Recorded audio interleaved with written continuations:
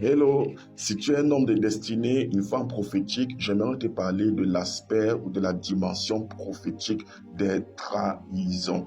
Écoute-moi, la réussite de tes rêves, l'accomplissement de tes prophéties ou alors l'accomplissement de ta destinée passera toujours par des adversités.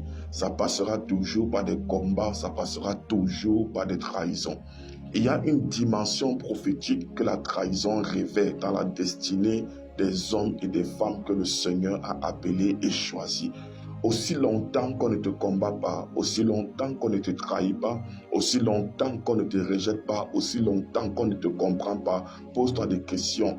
Pose-toi la question de savoir si réellement Dieu t'a appelé, si réellement Dieu t'a choisi ou si réellement tu es enceinte d'une grande destinée prophétique. Aussi longtemps que les gens ne te rejettent pas, il y a des lieux d'accomplissement de ta prophétie où tu n'iras jamais. Aussi longtemps que tu ne vis pas certaines trahisons, il y a des dimensions et des chapitres de ta vie qui ne seront jamais ouverts.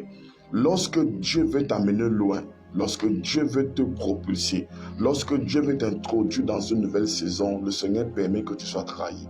Le Seigneur permet que tu sois rejeté. Le Seigneur permet que tu sois vendu. Le Seigneur permet que ton nom soit traîné dans la boue. L'une des clés de ton succès dans la vie, dans le ministère, dans la destinée se cache dans la façon dont les gens te traitent. Ça se cache dans la façon dont les hommes te combattent. Ça se cache dans la façon dont les hommes te trahissent. Ne pleure pas toujours lorsque les hommes se lèvent contre toi. Ne pleure pas toujours lorsque les hommes te quittent. Arrête de pleurer, d'avoir mal au cœur lorsque les hommes sont en train de te trahir. Si tu es prophétique, tu dois simplement comprendre que lorsque Dieu t'amène au prochain niveau, ce sont tes ennemis qu'il utilise. Si Judas n'était pas là, Jésus n'aurait jamais accompli le plan de Dieu pour sa vie.